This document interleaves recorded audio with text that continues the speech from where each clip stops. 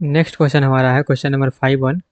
Late L1 and L2 be two language over a finite alphabet such that, यहाँ पे condition दिया गया है L1 intersection L2 and L2 हमारा जो है ये रेगुलर लैंग्वेज है। मतलब ये दोनों का इंटरसेक्शन लेंगे तो रेगुलर आएगा और स्पेशली L2 क्या है, रेगुलर है। उसका क्वेश्चन है which of the following statement is या फिर आर ट्रू, मतलब एक से ज़्यादा करेक्ट हो सकता है।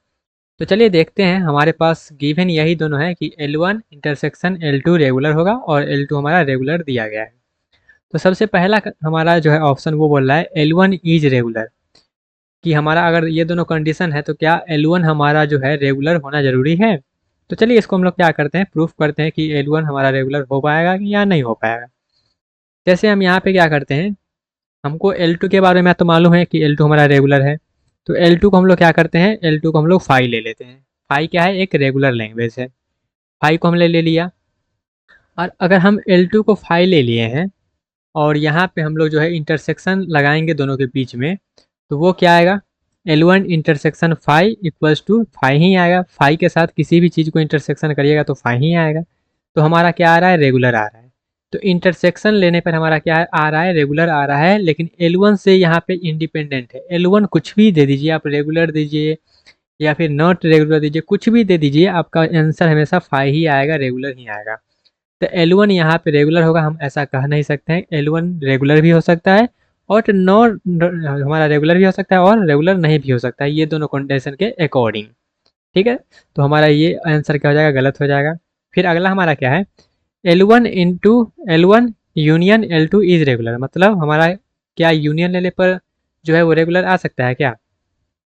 तो L1 हमारा जो है वो रेगुलर हो भी सकता है और नहीं भी हो सकता है। ऊपर से हमने क्या किया, प्रूफ कर दिया।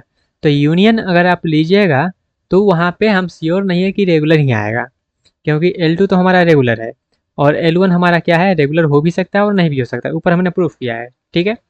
तो ऊपर हम जब प्रूफ कर दिए हैं रेगुलर हो भी सकता है नहीं भी हो सकता है, तो अगर मान लेते हैं कोई बड़ा लैंग्वेज हम ले लेते हैं, रेगुलर से भी बड़का लैंग्वेज ले लेते हैं और यूनियन करेंगे तो वो रेगुलर थोड़े आएगा, वो तो बड़का लैंग्वेज आ जाएगा ना, क्योंकि यूनियन है, सबको मिला देगा। तो हमारा ये जो है श्योर नहीं है कि हमारा ये रेगुलर होगा ही, तो ये ऑप्शन भी क्या हो जाएगा, गलत हो जाएगा। उसके बाद थर्ड हमारा ऑप्शन कहता है L2 complement is context free. हमारा L2 क्या है, हमारा L2 दिया गया है कि रेगुलर लैंग्वेज है। तो यहाँ पे एक हमारा क्या होता है, हम क्लोज्ड प्रॉपर्टी में पढ़ते हैं कि रेगुलर लैंग्वेज जो होता है वो कंप्लीमेंट के अंदर में क्लोज्ड होता है। मतलब आप अगर L2 रेगुलर लैंग्वेज का अगर कंप्लीमेंट लेंगे तब भी वो रेगुलर ही आएगा, ऐसा इसका क्लोज्ड प्रॉपर्टी कहता है। तो L2 कंप्लीमेंट भी रेगुलर हो गया, ठीक है। और जितना भी रेगुलर लैंग्वेज होता है, every regular is context free language, ये हमारा प्रॉपर्टी होता है कि जितना भी रेगुलर लैंग्वेज होता है वो कंटेक्स्ट फ्री लैंग्वेज होता है। इसका क्या होता है, सबसेट होता है रेगुलर लैंग्वेज। तो इस प्रॉपर्टी से हमारा क्या हुआ, यहाँ पे दो प्रॉपर्टी लगा। पहला प्रॉपर्टी क्लोज्ड वाला, तो एल हमारा कंप्लीमेंट क्या हुआ, क्लोज्ड होकर इरेगुलर हो गया। और रेगुलर लैंग्वेज हमारा कंटेक्स्ट फ्री होता है, तो इस अकॉर्डिंग हमारा ऑप्शन नंबर सी जो है वो करेक्ट होगा। ठीक है, ऑप्शन नंबर डी क्या कहता है, ऑप्शन नंबर डी कहता है L1 इज कॉन्टेक्स्ट फ्री। क्या L1 हमारा कॉन्टेक्स्ट फ्री है, तो L1 तो हमारा क्या था, रेगुलर था और नहीं था, दोनों था। यहाँ पे L2 के बारे में हमारा क्या है, रेगुलर है। L2 को हम लोग फाई ले लेते हैं और दोनों में इंटरसेक्शन करिएगा तो फाई आ जाएगा। सपोज करिए L1 को हम यहाँ पे हम मान लेते हैं ये वाला कोई लैंग्वेज जो कि कंटेक्स्ट फ्री नहीं है।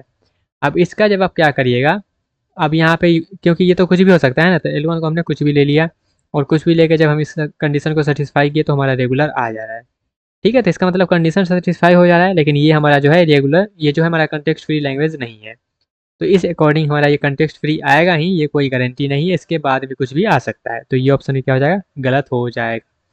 ठीक है, तो यहाँ पे ज़्यादा कुछ नहीं, एक दो प्रॉपर्टी था, उसी प्रॉपर्टी खेलते खेलते जो हमारा ये है आंसर आ चुका है। आई होप आपको ये जो है एक्सप्लेनेशन थोड़ा बहुत समझ में आया होगा या फिर पूरा ही आया होगा। अगर आप थोड़ा बहुत भी पढ़े होंगे तो, अगर कुछ नहीं पढ़े होंगे तो हो सकता है आपको कुछ कुछ इसमें चीज़ याद करना पड़े, लेकिन ओवरऑल आपका ये जो है इस तरीक़ा से हमारा कंप्लीट होता है। ठीक है, चलिए मिलते हैं अपने नेक्स्ट क्वेश्चन में अब।